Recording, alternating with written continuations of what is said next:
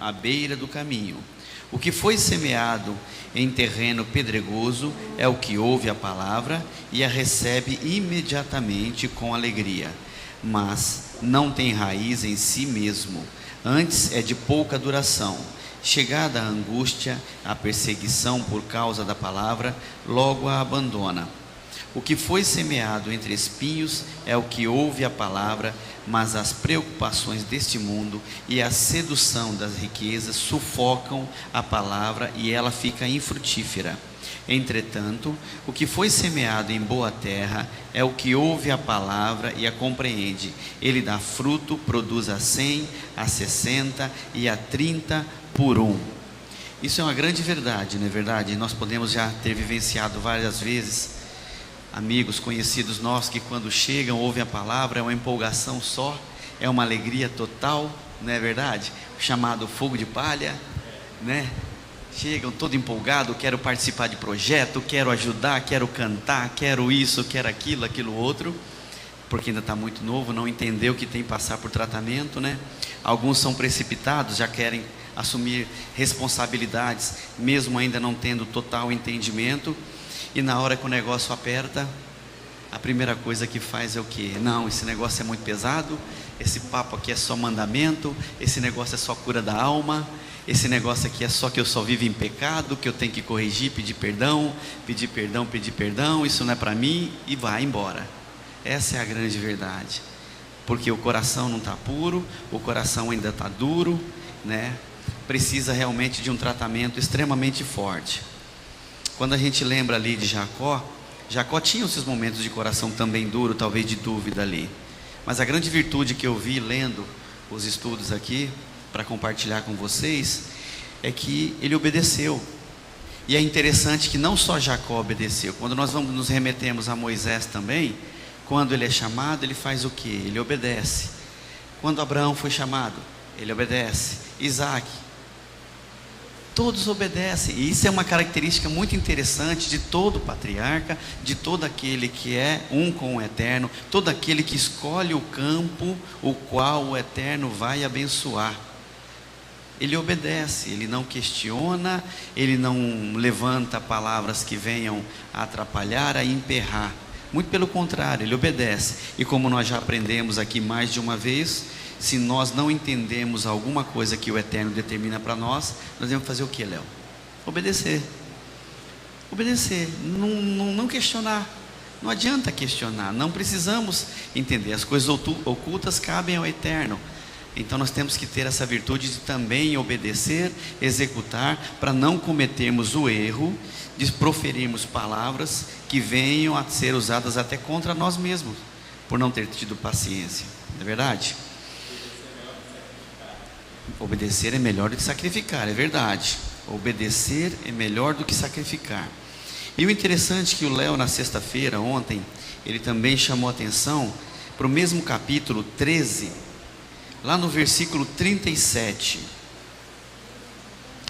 Mateus, nós estamos no mesmo capítulo. Yeshua vem descrevendo a parábola do semeador, e aí ele lá atrás ainda explica para a gente. Olha que interessante. Eu vou ler do versículo 36 para ficar mais fácil o entendimento. Mateus 13, versículo 36, nós vamos ler até o 43. Então, tendo despedido a multidão, foi Yeshua para casa. E chegaram ao pé dele os seus discípulos, dizendo: explica-nos a parábola do joio e do campo. E ele respondeu: o que semeia a boa semente é o filho do homem. O campo é o mundo, e a boa semente são os filhos do reino. O joio são os filhos do maligno.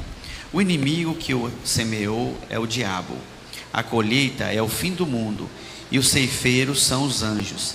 Assim como o joio é colhido e queimado no fogo, assim será a consumação deste mundo. Mandará o Filho do Homem os seus anjos, e eles colherão do seu reino tudo que causa pecado e todos os que praticam o mal, e serão lançados na fornalha de fogo, onde haverá pranto e ranger de dentes. Então os justos brilharão como o sol no reino de seu Pai. Quem tem ouvidos para ouvir, ouça. Quem tem ouvidos para entender, entenda. Uma coisa muito interessante é que, de fato, quando nós sempre estamos lendo, seja na Paraxá, ou seja em qualquer texto, o Eterno é sempre enfático em mostrar para nós o seguinte, que tem a dificuldade, tem as batalhas, não é verdade? Mas sempre, quando a gente a vence, quando a gente supera as dificuldades, o que diz aqui o último versículo? Então os justos brilharão como o sol no reino de seu Pai. Quem tem ouvidos para ouvir, ouça. Porque o justo vai prevalecer, a justiça ela vai prevalecer sempre. Não adianta, ela vai prevalecer sempre. E quando a gente entrega na mão do Eterno, a coisa acontece. Quando a gente estava falando ali de Jacó e Esaú, por exemplo, se ele não tivesse descansado no Eterno, descansado no sentido de crido no Eterno, não tivesse conversado com o Eterno, pedido ali para o Eterno ter misericórdia dele, porque ele estava aflito para encontrar com teu irmão, e se ele não tivesse confiado, obviamente se preparou, não é verdade? O que poderia ter acontecido? Mas ele se preparou, ele fez a parte dele, ele confiou no Eterno, e ele foi honrado. Porque enquanto muitos ali, talvez, da multidão, caminhando, tensos, com medo, a hora que viu a 400 homens chegando, provavelmente tremeram na base. Mateus capítulo 13, do 36, Carmen, ao 43, tá bom? Muitos ali ficaram trêmulos, imagine, a perna com certeza bambeou. E aí eu queria ir com vocês também, lá em 2 Coríntios, capítulo 10, 2 Coríntios 10,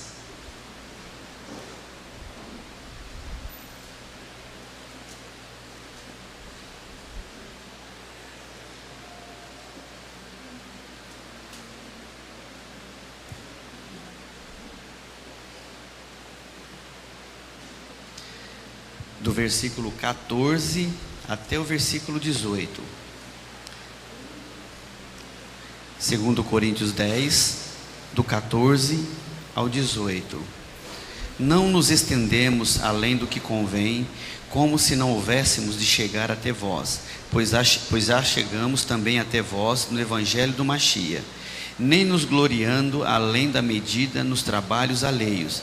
Temos esperança de que, crescendo a vossa fé, seremos abundantemente engrandecidos entre vós, conforme a nossa medida, para anunciar o Evangelho nos lugares que estão além de vós, e não em campo de outrem, a fim de não nos gloriarmos no que já estava preparado, a fim de não nos gloriarmos em cima daquilo que outro fez. Não é verdade? Eu não posso me gloriar se, por exemplo, alguém foi na minha frente e já arou a terra, já preparou, já tirou a sujeira do campo, arou toda a terra. Eu cheguei e só jogo a semente e depois dá uma árvore bonita e o fruto. Eu não posso me gloriar. Alguém fez antes de mim um trabalho duro de preparar a terra, arar a terra, tirar a semente, cortar o capim, cuidar do gado que arou a terra, não é verdade? Por isso, quando a gente ora Elohim de Abraão, de Isaac e de Jacó. Porque nós precisamos trazer à nossa memória todo o trabalho que os nossos pais já fizeram. Se houve alguma coisa preparado, foi por eles. Por isso nós estamos aqui. Por isso nós conseguimos chegar aqui. Exato. Por isso que a gente tem que reportar sempre a eles. Moisés sempre fez isso. Sim. Quando o Adonai vinha sobre a congregação de Israel, ele falava: lembra dos nossos pais, Abraão, Isaac e Jacó, como eles obedeceram, né? Para que não venha invalidar a obra deles. Exato, porque eles prepararam o terreno, eles iniciaram toda a obra. Continuando aqui no versículo 17: aquele, porém, que se gloria, glorie-se no Eterno. Pois não é aprovado quem a si mesmo se louva, mas sim aquele a quem o Eterno louva. Aí entra exatamente aquela questão de quando nós vamos semear uma terra, nós não temos que esperar que nós sejamos elogiados por alguém, não é verdade? Como eu comentei hoje de manhã. O Eterno vai ver a sinceridade do nosso coração, vai ver a pureza do nosso coração. Ruth ali, muito bem, ela foi na terra, coração totalmente puro, seguiu, trabalhou o dia inteiro, até comenta-se isso, né, que ela trabalhou o dia inteiro, teve uma pequena pausa, lá em Ruth capítulo 2, teve uma pequena pausa, trabalhou o dia inteiro, ou seja, além do coração dela ser puro, quando o dono da terra chegou e questionou quem ela era, não houve um sequer que denegriu a imagem dela, não teve nenhum que falou alguma coisa que não fosse o que ela tinha feito. Era casada, né? Morreu o marido, como que é que fala? Era nora, né? Nora, perdão. Era nora de Noemi, exato. Era nora de Noemi e estava trabalhando, ou seja, em cima do coração puro dela, em cima das atitudes dela, o Eterno a glorificou nas palavras do dono da terra, Boaz, não é verdade? E ele o abençoou no final. A mesma coisa, não adianta a gente ficar hoje olhando para aqui e também achando que todo lugar que nós formos, ele vai estar pronto ou não. Nós temos que executar. Um bom exemplo disso, que cabe a nós lembrar um pouquinho, a grande maioria que passou por essa experiência, se recordam quando a gente foi chamado a atenção para começar a visitar a Piedade? Lembra o temor que tinha aqui dentro? O medo que tinha aqui dentro? Vocês se recordam disso? O medo que tinha de ir lá, o receio que tinha de ir lá, o medo que iríamos ser assaltados, o medo de nossas crianças serem isso, aquilo outro, não é verdade? E quando a gente olha hoje, vocês que vão toda terça continuam subindo, nunca tiveram nenhum tipo de problema, nunca, cumprindo lá, a pastora quando vai, os irmãos que vão fazer o Kabbalat Shabbat na sexta-feira, às segundas, quartas e sexta pela manhã na quadra também. Nunca vi absolutamente nada, nenhum dos servos da casa sofrendo algum atentado, alguma ameaça, sendo machucado, não é verdade? Isso é uma prova de que quando o Eterno fala que nós temos que ir e temos que executar, pegar um campo que provavelmente às vezes está todo destruído e tentar arar a terra, trabalhar a terra, nós temos que fazer. Porque o que ele diz lá quando no nosso meio muitos falavam e se levantavam que é perigoso, não devemos ir e não sei o que. A palavra dele falou o que? Eu estou avante de ti, vai. Vocês lembram disso? Eu estou à frente, vai. E de fato ele foi, e hoje nós vemos milagres que acontecem. Aí, claro que muito ainda tem que ser feito, muito caminho ainda tem que ser andado ali, mas a oportunidade está sendo levada para eles. Agora, se eles vão aceitar, se eles vão querer, é outra conversa, não é verdade? O nosso compromisso é levar essa oportunidade para todos eles. Vamos lá no Oséias 10?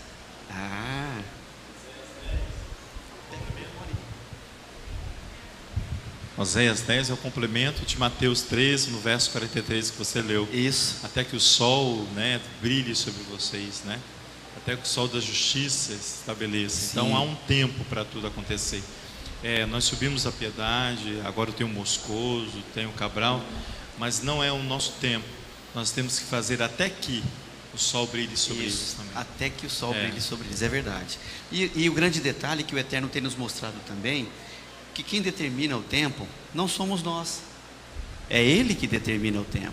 Não adianta a gente achar que deveria acontecer num período X ou Y, é Ele que determina o tempo. E eu digo para vocês que o fato de nós termos tido essa oportunidade, tanto como congregação ou como associação, é um grande privilégio para nós como aprendizado também, não é verdade? Poder hoje ver crianças de lá no nosso meio, correndo para lá e para cá. Isso é um grande privilégio para nós, coisa que antigamente nós não imaginávamos que talvez aconteceria, né?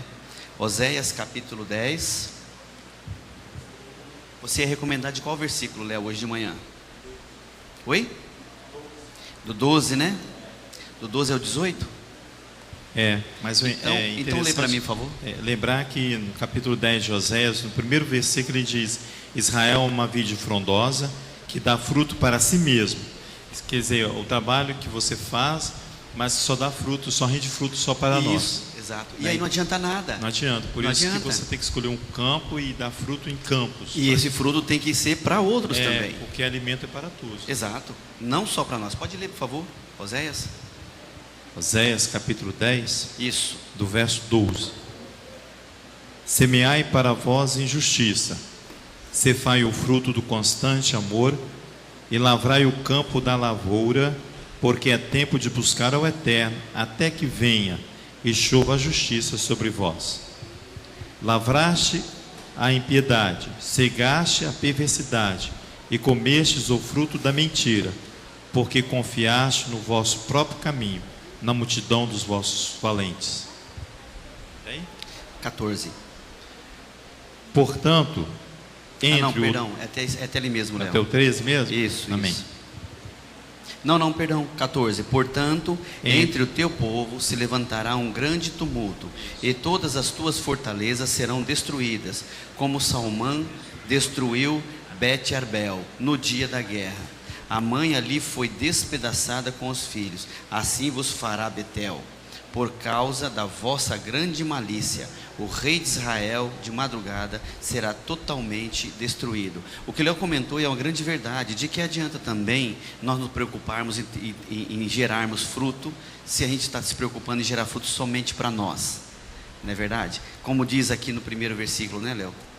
Isso, Israel é uma vide frondosa, dá frutos para si mesmo, conforme a abundância de seu fruto. Assim multiplicou os altares, conforme a bondade da terra. Assim fizeram belas colunas.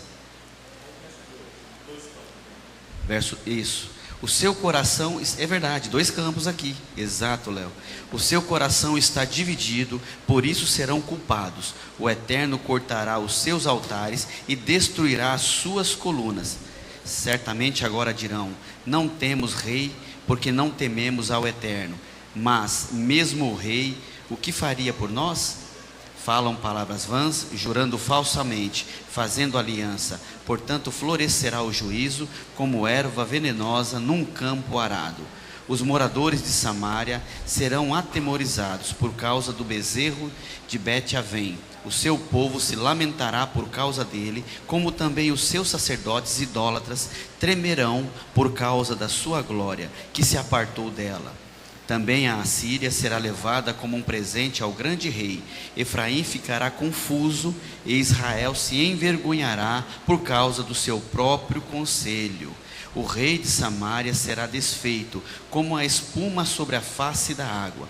Os altos de iniquidade serão destruídos. São o pecado de Israel, espinhos e ervas daninhas crescerão sobre os seus altares. Então dirão aos montes: cobre-nos, e aos outeiros: cai sobre nós. Desde os dias de Gibeá pecastes, ó Israel, e ali permanecestes. A peleja em Gibeá contra os filhos da perversidade não te alcançará? Eu castigarei o povo na medida do meu desejo. Se congregarão contra eles os povos, quando os atar as suas transgressões. Efraim é uma bezerra domada, que gostava de trilhar. Coloquei o jugo sobre a formosura do seu pescoço. Porei arreios sobre Efraim. Judá livrará, Jacó lhe desfará os torrões. Amém. A gente já leu o do 12 em seguida. Exatamente, o versículo 12: semeai para vós justiça. Semeai para vós justiça. Quando a gente fala de 2 campos, como eu falei no começo aqui, não tem jeito. São 2 campos. Ou a gente escolhe o campo do Eterno, que nós vamos passar por todo tratamento, ou nós escolhemos o campo do mundo. Exatamente, o Eterno propõe toda a oportunidade para nós. Ou nós escolhemos estar com Elohim, um campo o qual nós vamos ser tratados, vamos trabalhar para gerarmos bons frutos, e o nosso fruto ir passando de geração em geração. Ou eu tomo a outra opção. Quando eu tomo a primeira opção, que é estar ao lado do Eterno, e eu preciso de tratamento, como eu vou passar por tratamento se eu não for repreendido? Como eu vou passar por tratamento se eu não entendo que é importante eu respeitar os mandamentos que ele determina?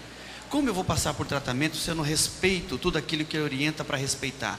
Como eu não vou passar por tratamento se eu não entender que eu tenho que murchar o meu eu, para que ele seja elevado?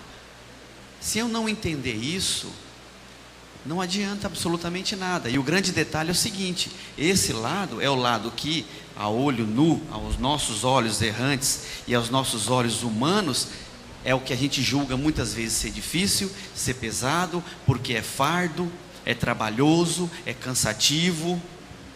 Não é verdade?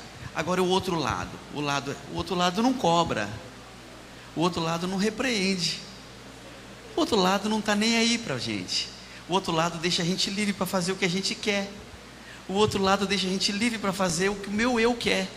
Ele, entre aspas, ele é mais saboroso, não é verdade?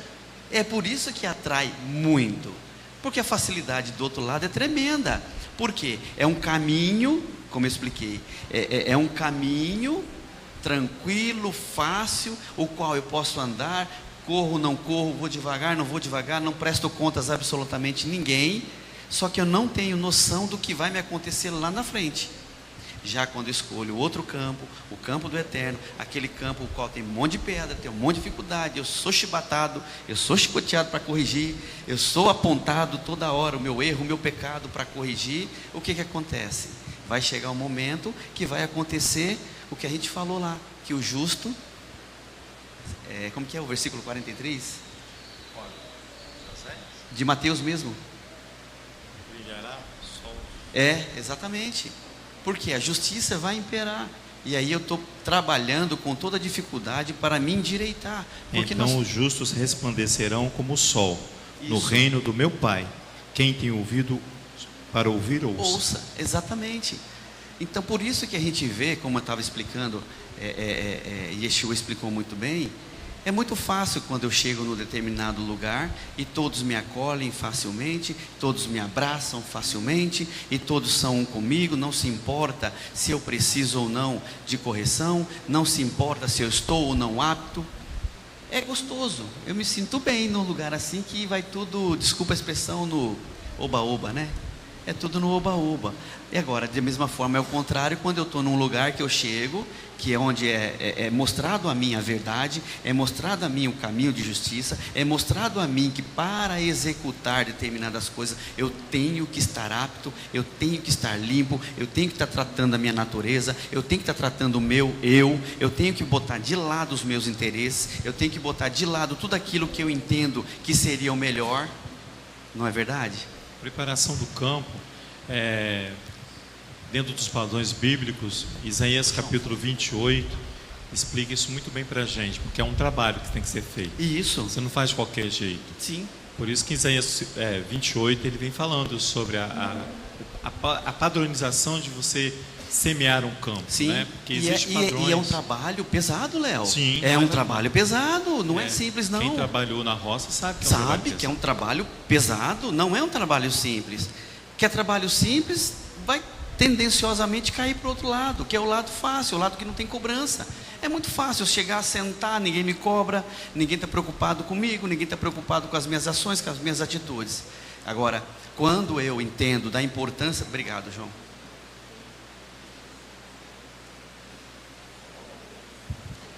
Eu vou confessar para vocês, eu queria beber tanta água em casa como eu bebo aqui, é impressionante. Em casa e no meu trabalho eu bebo muita água, mas não dá metade do que eu bebo aqui nesse espaço-tempo, não. É impressionante. E interessante que hoje, até compartilhando, Carmen, eu não tem momentos que a gente está nervoso, mas tem momento que está tranquilo, mas a sede vem do mesmo jeito. Parece que virou um costume. Mas voltando, então, o que a gente veio olhando ali, Jacó, ele teve que passar por todas essas correções, por todas essas dificuldades, por todas essas provações, para se tornar apto a ser aquele que estaria fazendo o quê? Tomando o lugar, a descendência de Abraão, Isaac e Jacó. E isso se deu por quê? Porque ele se entregou, porque ele se deixou ser tratado. E olha que Jacó teve muito erro, não é verdade? Muito, teve muito erro, como nós também temos muitos erros. Agora, o grande detalhe que eu comentei hoje de manhã, apenas estou repetindo aqui, uma coisa é quando eu erro, outra coisa é quando eu insisto em permanecer no erro. Eu sei que está errado, mas eu não luto para enfrentar aquilo. Eu sei que está errado, mas eu não batalho para tirar aquilo da minha vida. Eu sei que está errado e que aquilo pode culminar num problema para os meus filhos ou para alguém que se espelha em mim, como num trabalho, se nós temos um cargo de chefia, se eu sou um professor, os alunos normalmente olham para o professor para seguir os exemplos. Isso é extremamente importante. E aí, irmãos, não se pode, Léo, apesar de toda dificuldade, imagine, tem todo um trabalho para arar a terra, arar o campo, semear, jogar a semente. Imagine se começa a ter competição. Quando começa a ter algum tipo de competição, o que vai acontecer? Não vai ter pureza de coração. Não vai ter pureza de coração. E o fruto daquela terra não vai nascer, com certeza, um fruto bom. E aí eu pergunto para nós mesmos, qual é o campo que nós escolhemos para que nós possamos trabalhar a nossa semente? O campo limpo, a alma limpa, semente limpa, ou nos envolvemos em competições, tornando sujo o campo, tendo más intenções? Nós temos a condição de escolher o que nós queremos. Nós podemos escolher. E uma coisa que é interessante é que semente pura, caminho correto, campo limpo e fértil, o fruto será aceito por Adonai. O mundo onde os caminhos são tortos, sementes contaminadas e campos improdutivos, o fruto vai ser rejeitado por Adonai. Caim e Abel. Lembra lá de Caim e Abel? O que aconteceu? Um foi aceito e o outro rejeitado. O que estava no coração de um, o que estava no coração de outro. No coração de um tinha competição, no outro não. Ele veio entregar ali a oferta ao Eterno. Amém? Pode falar, pastora. Interessante. Olha para você ver lá no capítulo 6 de Juízes. Juízes? Juízes capítulo 6. Você disse assim, Juízes capítulo 6. Você disse assim, é muito difícil quando nós plantamos, aramos a terra e vem a competição. Aqui não era nem a competição, aqui era roubando o produto da terra. Em Juízes? Juízes capítulo 6. Olha aqui, versículo 1. Porém os filhos de Israel fizeram o que era mal aos olhos do Eterno, e o Eterno os entregou nas mãos dos midianitas por 7 anos. Então você vê que ele só entrega na mão do inimigo quando nós pecamos. Sim, exato. Aí ele vai, prevalecendo o poder dos midianitas contra Israel, fizeram os filhos de Israel para si, por causa dos midianitas, as covas que estão nos montes, as cavernas e as fortalezas. Sempre que Israel semeava, subiam contra ele os midianitas, os amalequitas e também os filhos do Oriente. Contra eles acampavam e destruíam todo o produto da terra, até chegarem a Gaza, e não deixaram mantimento em Israel, nem ovelhas, nem bois, nem jumentos. Viu? Isso é uma liberação da parte do Eterno, porque quando nós estamos afastados dele, o produto da terra ou é roubado, sim, ou vem as chuvas e destrói tudo, ou vem um animal o sol, e come, ou vem um animal e come. Alguma coisa, nós temos que estar atentos, que isso é Adonai fazendo conosco, porque sim, nós estamos distanciados dele. Amém. Então nós somos igual um saco furado. Sim. Plantamos, trabalhamos, ganhamos, mas vai deixamos tudo, cair, deixamos tudo embora. É verdade, é verdade. E, pastor, aqui o grande detalhe é que muitas vezes a gente não percebe esse tipo de coisa. Porque começa desse tamaninho o problema, desse tamaninho vai criando um tamanho, e aí quando a gente olha, o animal já comeu, a chuva já veio e já destruiu, não é verdade? Eu já estou discutindo com o irmão em contenda ou competindo com ele. Que o Eterno nos abençoe, que o Eterno venha estar conosco. Eu prometi conseguir atrasar 2 minutos ainda. Amém.